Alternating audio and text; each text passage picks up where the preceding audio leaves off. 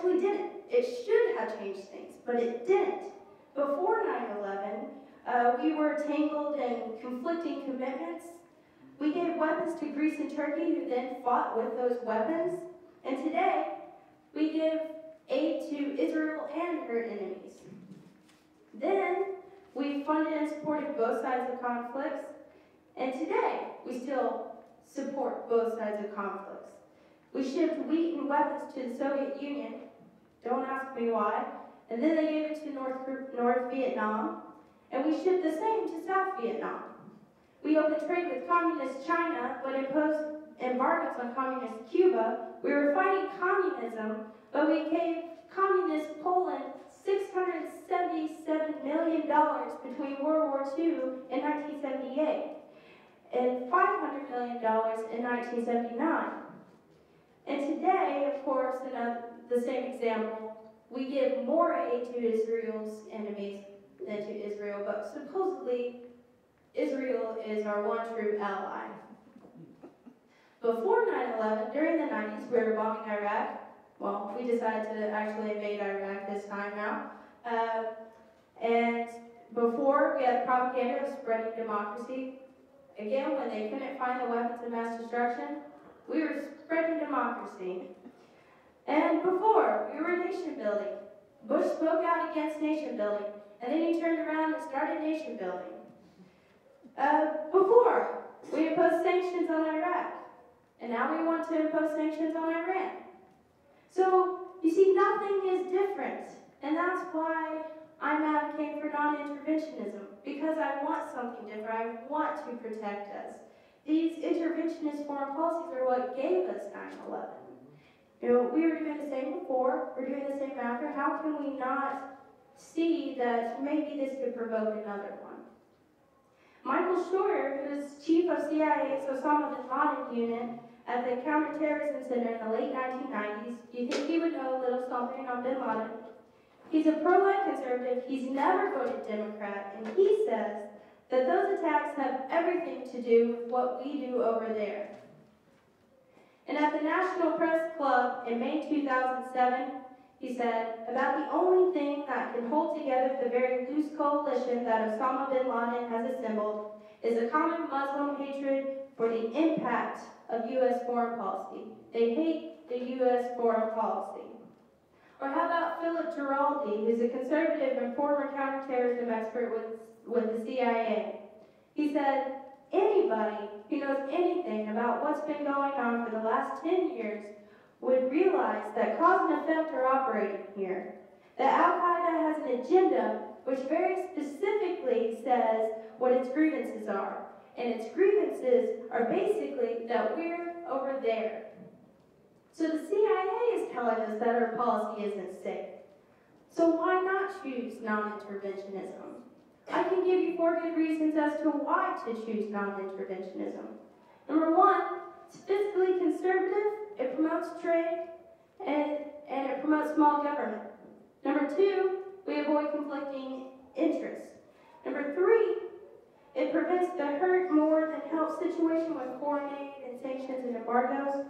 And lastly, but most importantly, it makes us safer, which is one of the biggest responsibilities of the federal government is to protect its people from foreign invasions. So talking about the first point, fiscally conservative, we have over 900 bases in over 130 different countries.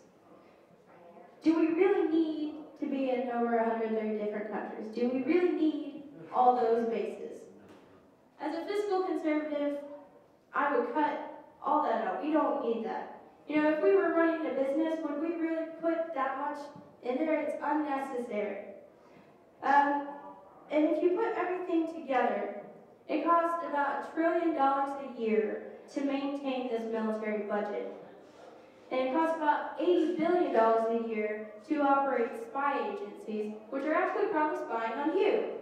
So your tax dollars are spent on spying on you. Also, it promotes small government.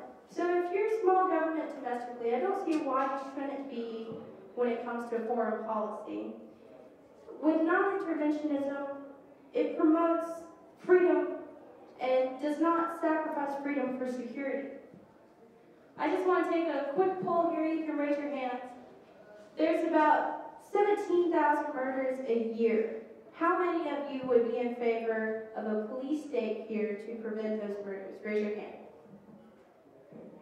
I see a kid raise his hand. Okay. So, we can't provide a risk-free society. No one wants to impose a police state here. Why would we do that to other people? Why would we go abroad and impose a police state in all these other countries to prevent attacks that haven't come close to the murders that are committed here? No one even thinks about that. So moving on to number 2, avoiding conflicting interests by not having allies during peacetime. Because it makes it impossible to fulfill treaties. Just kidding. For example, when the British were fighting Argentina, I believe it was 1982. Because of NATO, we had to support Britain, and because of the Rio Treaty, we had to support Argentina. And then they fought. So what were we going to do? Were we just going to keep sending money and supplies to them until a stalemate and just waste all that money and all the lives? Or were we going to violate one treaty to fulfill another one and then possibly make them mad at us and have some blowback? So as you can see, if it's during peacetime, we can run into trouble.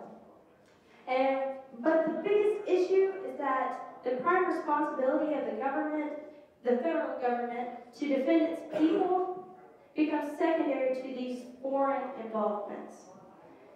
So number 3, non-interventionism calls for no more foreign aid or sanctions or embargoes, because those actually have a negative effect. Although we would like to help out people with foreign aid, it doesn't help them.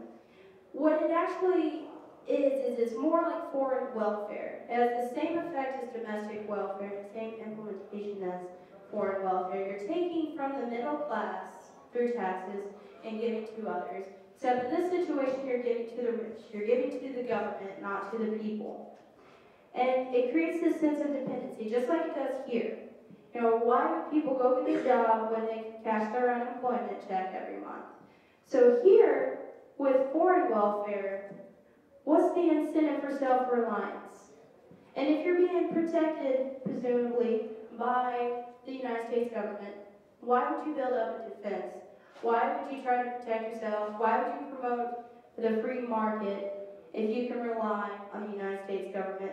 And just to get on a little touchy subject, Israel, we're hurting their sovereignty whenever we do this. But even the advanced strategic and political studies in Jerusalem even say that foreign aid is the greatest obstacle to economic freedom in Israel. So if you're wanting to help Israel, let's cut the foreign aid. We give more aid to their enemies than to them. So we'd be helping them. We'd be letting them be independent. Just like we want to help people here. We want to promote a free market economy so people can help themselves. And then let's talk about sanctions and embargoes. People keep wanting to put sanctions on Iran, try to manipulate them to quit pursuing nuclear weapons, to do what we think is best.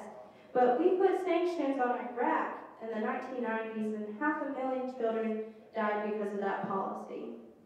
And we had the Secretary of State say it was worth it on television. What sanctions and embargoes actually do is they work from the bottom up instead of from the top down. So it hurts the economy, it hurts those people, and diminishes rebellion. Just like here, if you're worried about your job, if you're worried about losing your house, if you're worried about putting food on your table, then why would you be worried about what the government's doing or what they're doing abroad? You're focused on your own problems. If you look, the Great Depression, we had the New Deal, we had so many government programs during the weakest time of our economy. Even today, we have Obamacare passed. We have all these social programs because people are worried about themselves and not about the government. So we're actually diminishing rebellion whenever we impose these. And then the last and most important thing is that non-interventionism actually makes us safer.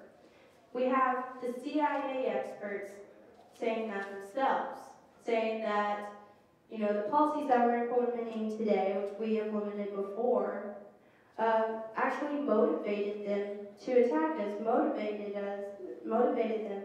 And some people like to counter and say, well, no, it's just radical Islam, it's just inherent of their culture and their religion. But if you look at, let's say, the study of suicide bombers, and let's go to the University of Chicago's Robert Pape, excuse me if I mispronounced that. He collected a database of all 462 suicide terrorist attacks between 1980 and 2004. And he found that the world's leaders were the Tamil Tigers in Sri Lanka, and they were a Marxist secular group. Had nothing to do with religion, nothing to do with Islam. They also found that the largest Islamic fundamentalist countries have not been responsible for any of them. That includes Iran and Sudan. And that between 1995 and 2004, also known as the Al-Qaeda years, 2/3 of all attacks came from countries where the U.S. had troops stationed. They also found that while Al-Qaeda